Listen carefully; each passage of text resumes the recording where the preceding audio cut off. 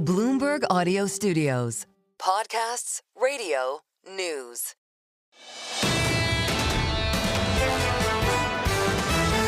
This is the Bloomberg Surveillance Podcast. Catch us live weekdays at 7 a.m. Eastern on Apple CarPlay or Android Auto with the Bloomberg Business app. Listen on demand wherever you get your podcasts or watch us live on YouTube. You know, a lot of tech earnings this weekend next. Remember Monday, all the way back to Monday, the world was rocked by this DeepSeek thing? It seems like a lifetime ago. A lifetime ago, and an incredibly busy day for our next guest, who I think was on every hour of the day. Exactly. Mandeep often Singh, multiple times. Exactly. Mandeep Singh, senior analyst. He covers the technology space for Bloomberg Intelligence. Mandeep, a lot of earnings. Let's go back. One of the names we didn't get to talk about, I don't think at the time, was Meta. They put out some pretty solid numbers. The stock is performing really well. What's the story at Meta?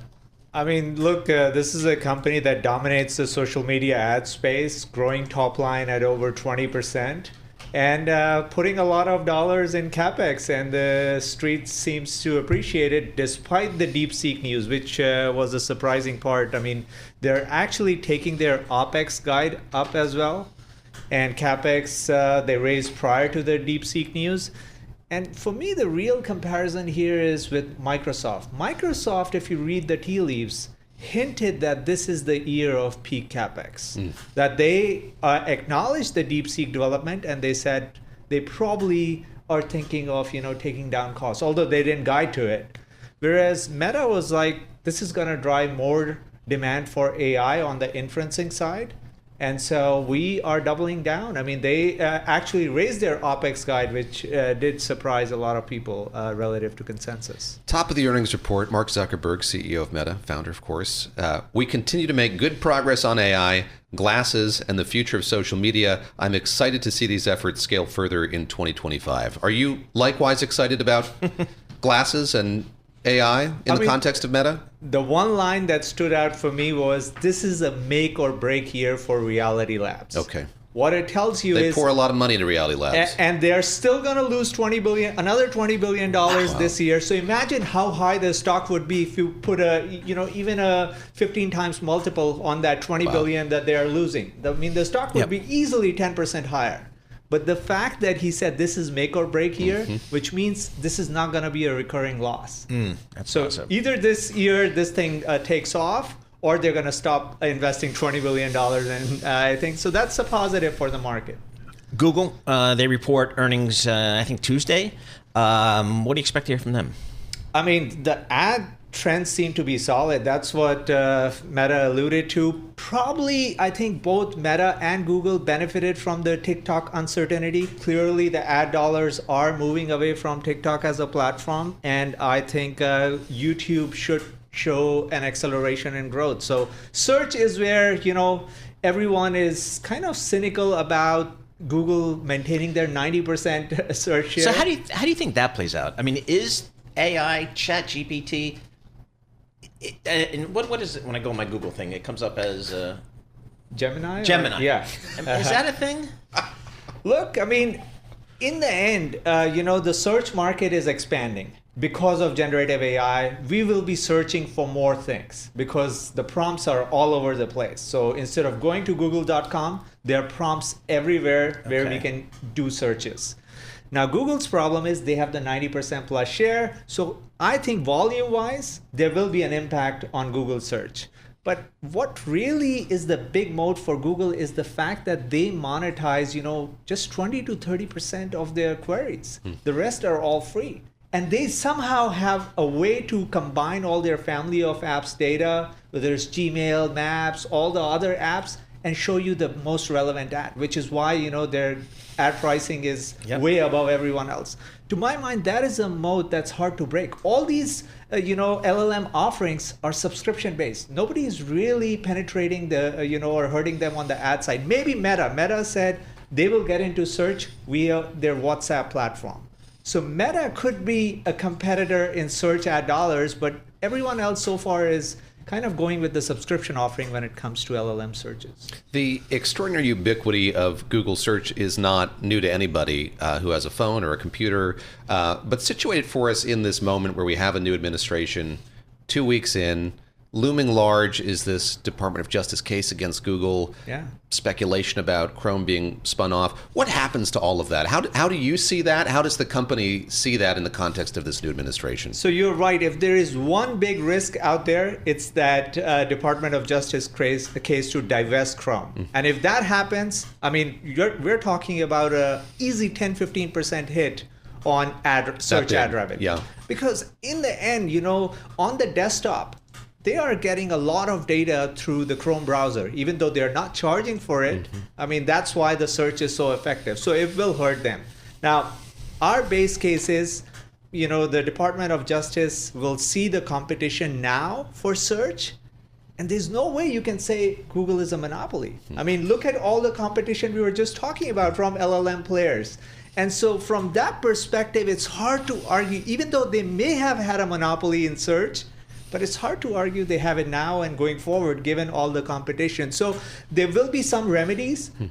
Probably the one that Google has suggested from their side, now I don't know if the judge will accept or not, is the exclusive arrangements they have with Apple to be the default platform and the payments they make to Apple and Samsung. Maybe that goes away. But actually that could help Google, because when it becomes a bidding mechanism, no one else is going to bid $20 billion to be that default search. And so Google will still be the default search, and the $20 billion could be all gross margin. Interesting. All right, we've all had roughly 4 or 5 days to digest this DeepSeek data that broke last weekend. My amateur take is maybe a headwind for chip makers who sell all this stuff, but maybe a net positive for everybody else. How do you view it?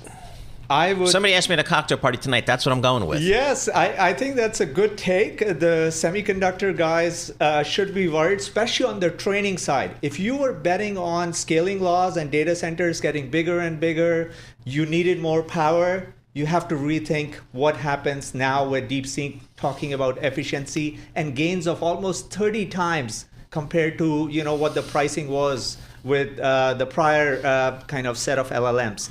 But look, I think the biggest beneficiaries here are the software companies. There is no doubt that cheaper LLMs helps their margin, and that's why all the software companies, the cloud guys that want to integrate this LLM technology as an agent, they are the biggest beneficiaries. And we saw a nice bid up this week on the cloud software names. All right. This was a big week for tech. I mean, this DeepSeek thing, I mean, it changed kind of a little bit of the narrative of this AI thing, and it's just not straight and up and to the right. You got to manage some changes here. Mandeep Singh, thank you so much for joining us. Mandeep Singh, Senior Analyst Technology, Bloomberg Intelligence, actually coming into the office on a Friday, unlike his BI management team, which mails it in regularly.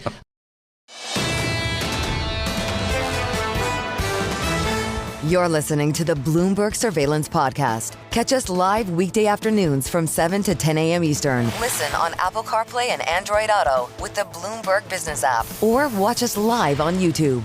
Let's go back to the economy, folks. We had some economic data out today. We had a lot of economic data coming out really this week, and today is really focusing on inflation. That seems to be in check. Simona Mocuta, she is a chief economist at State Street. Simona, thanks so much for joining us here. What did you take away from today's inflation data? Well, first of all, the reaction was a little bit of relief, because there is so much reason for anxiety and concern, and so much uncertainty around what's coming through in terms of policy. So it's nice to see that certain things are reliable and progressing along the lines of what had been expected. Even more so, it's not that we had steady core PCE in December, but I think what I'm looking forward to see is the resumption of improvement in January. And what's nice to be able to say is that even if you were to get a really significant month-on-month increase, say the worst since March of last year, you would still on a year-on-year basis see a 2/10 improvement. So we have not been there in a while. In fact, the last time we had an improvement in year-on-year data for core PC was June. So that is a good start to the year, at least in that regard. I want to pick up on something that our colleague Ira Jersey brought up, and that is the read that we got this morning on personal spending. I should note it came in at 0.7%. Survey was 0.5. And there was also a revision to the last set of data we got. That was revised upward as well. What does that strength, that resilience in personal spending tell you about the strength of the consumer? Yes, and also just sort of how it complicates the Fed's job here going forward. Yeah, I think this also takes me back to the GDP data we got a couple of days ago. And there was a lot of peculiar behavior in some of the components. One thing that really was striking was this extraordinary strength in consumer spending that, frankly, it's a little hard to reconcile when you look at the behavior of real disposable income, which is not quite as strong. And you've seen that this morning as well. The price of that, surge in consumption is a decline in a savings rate. So then you have to ask yourself, you have this strength, but is it truly sustainable? And I would say not at the pace that we've seen over the last in Q4. So something has to give. Maybe we are undercounting, maybe we're under measuring income. That has happened, of course, in the past. But as things stand, there is too much of a divergence between income and spending to be convinced that the spending spree continues. So, Simona, the inflation data today, again, kind of in line with expectations. Yes, the Fed would probably like to see it come down a little bit, but there are concerns out there that maybe some of President Trump's policies, namely tariffs and immigration reform, will have an inflationary impact, a negative inflationary impact, higher inflation. Do you subscribe to that? I think directionally, there is no question about it. You are talking, a price shock via tariffs and potentially a negative supply shock to the labor market that could raise wages down the line. Between these two, I would think that tariffs have more of an immediate inflationary impact just by their nature, the ability to impose them on, short notice. But then we have to also remind ourselves that by comparison to other economies, the U.S. is a large, diversified, but actually fairly closed economy, just about 14% of GDP. And we don't know what numbers we are talking about in terms of tariffs. So something that's, reasonably small number, it will not be a true make or break for the inflation pattern. And also, it's important to see what happens to services, right? We are talking tariffs on goods, but that's actually a small part of the economy. What matters even more is what happens to shelter, rent inflation, and there the trend has been favorable over the last few months. I expect that to continue. So, of course, concern about what may happen, but also a little bit of reassurance that you have some offsetting positive developments in the service space. We have so much uncertainty here when it comes to trade policy. We're waiting to see what's put in place. In fact, if anything will be put in place. We do have more awareness now of the administration's immigration policies, and we've seen the uptick in the way that all of these agencies have gone after immigrants who are in this country without documents. Do you have a better sense now that we have seen that telegraphed through executive orders, as we've seen some action in terms of policy action, that you can kind of think more clearly about the effect that could have on the economy? Frankly, not a whole lot more clarity than we had a month or two ago. I think what we are seeing is what we sort of expected to see. There will be action on immigration. There will be deportations. But again, as with everything else, the devil's in the details. So what exactly would be the cumulative number we are talking about here?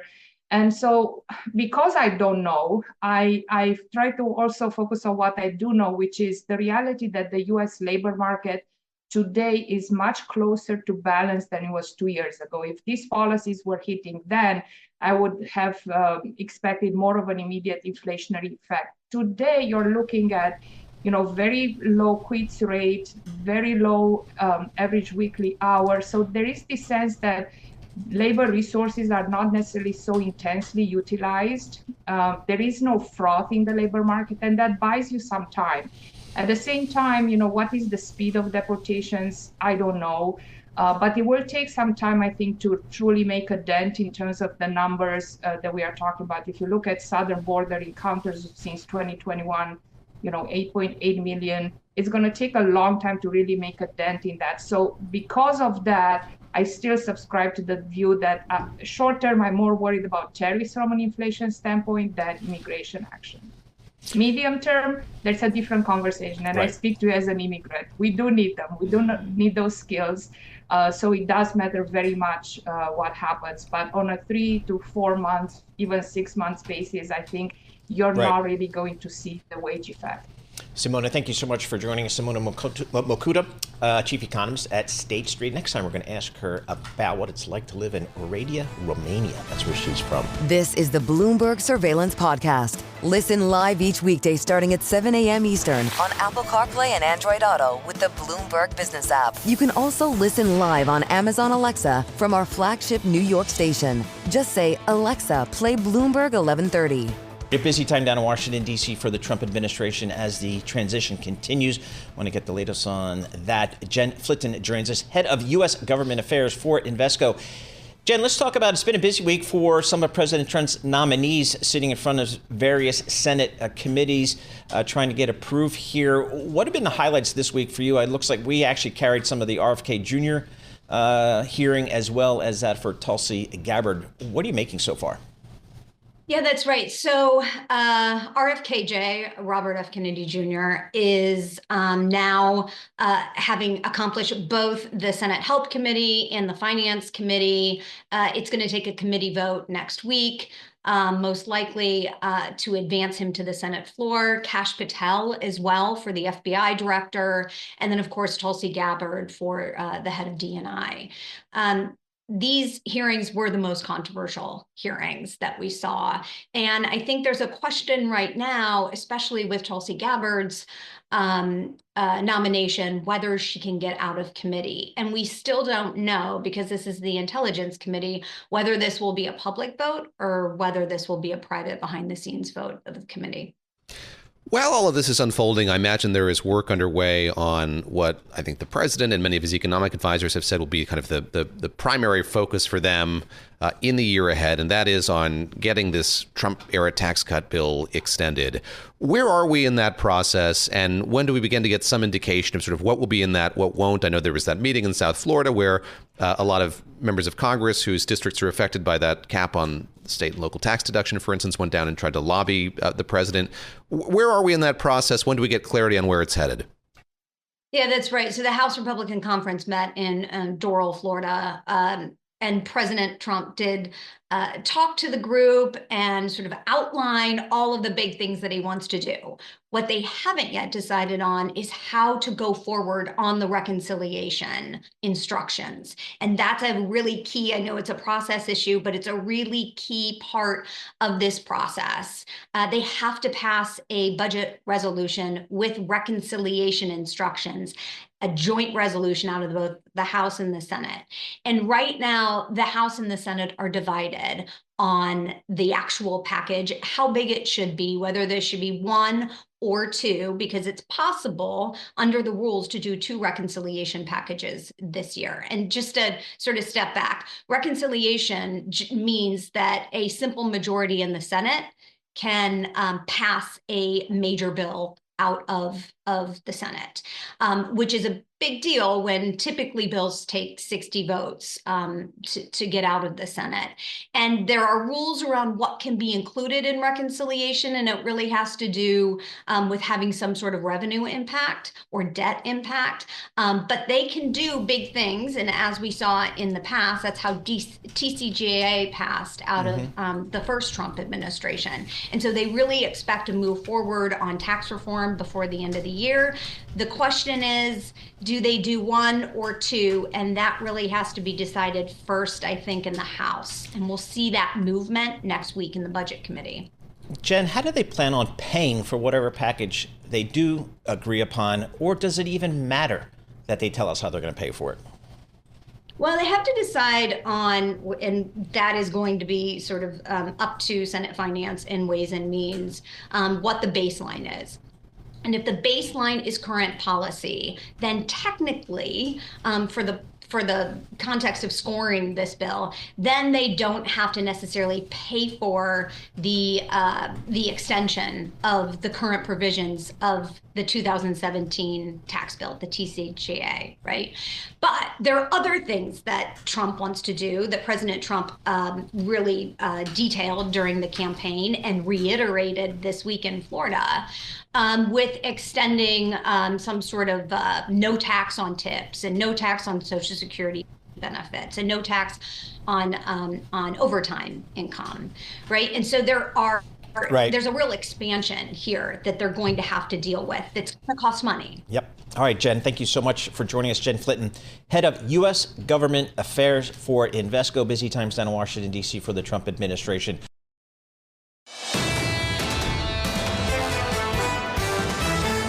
This is the Bloomberg Surveillance Podcast. Listen live each weekday starting at 7 a.m. Eastern on Apple CarPlay and Android Auto with the Bloomberg Business app. You can also watch us live every weekday on YouTube and always on the Bloomberg Terminal. All right, folks, your daily look at the front pages around the world. Lisa Mateo newspapers. What do you got for us today? Okay, Super Bowl around the corner, right? You know, fans love their wings and their beer, but guacamole is a big part of it. You got to have the guac with the chips, okay?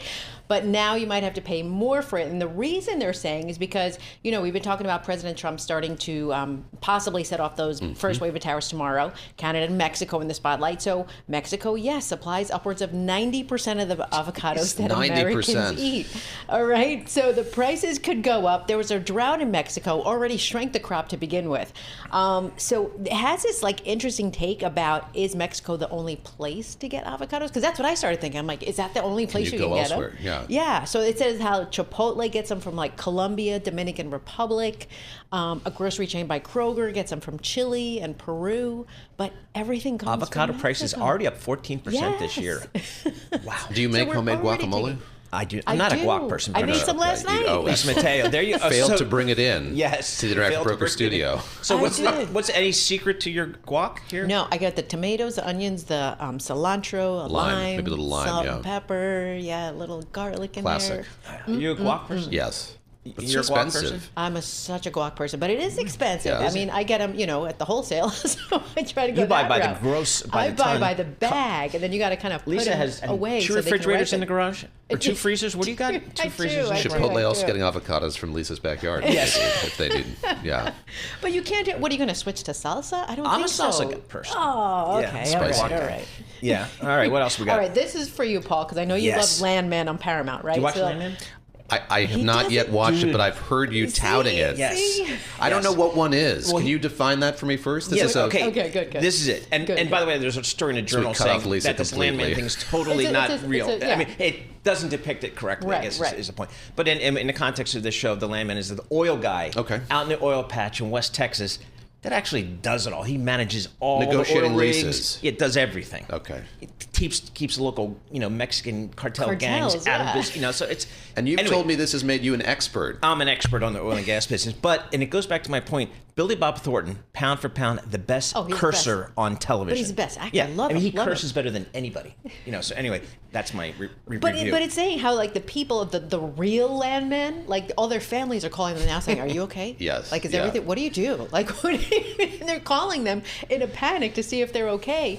But they're saying, well, you know what? My job's not that exciting. I really sit behind of a Excel desk and like I spreadsheets look and- through contracts and real estate records. And, so and this that guy kind of says thing. his Mondays are a little different. He spends Okay. most of his time reviewing lease contracts, There you go. perusing real estate records, and advising landowners on how to deal with oil and gas companies that drill on the property, all sitting behind an office desk. Apparently, the amount of Michelob Ultra they drink, or Michelob Yes. Light, And is Michelob accurate. Ultra. Is accurate that the real landmen Okay. also Well, drink that's that good. It's a Michelob tremendous Ultra? Okay. product placement there for Michelob Ultra.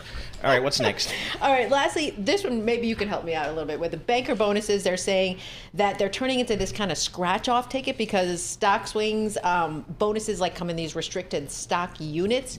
So it can be unpredictable. No. And that's This the is how thing? it works. Okay.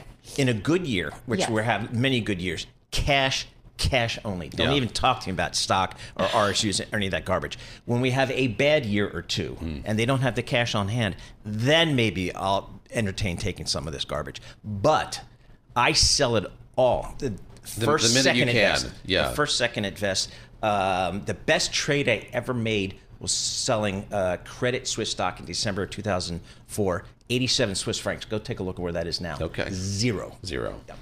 Wow. 87 so Swiss francs. On. See, it's crazy because it's just so unpredictable. But you're getting into that vesting process. There's actually a very cool calculator embedded in the story where you can sort of see the true value of your bonus years out. Yeah. My advice to kids is don't Put it take in this cash. stuff. And if you do take it, sell it as quick as you can. That is the newspaper segment with Lisa Mateo. We appreciate that. This is the Bloomberg Surveillance Podcast, available on Apple, Spotify, and anywhere else you get your podcasts. Listen live each weekday, 7 to 10 a.m. Eastern on Bloomberg.com, the iHeartRadio app, TuneIn, and the Bloomberg Business app. You can also watch us live every weekday on YouTube and always on the Bloomberg Terminal.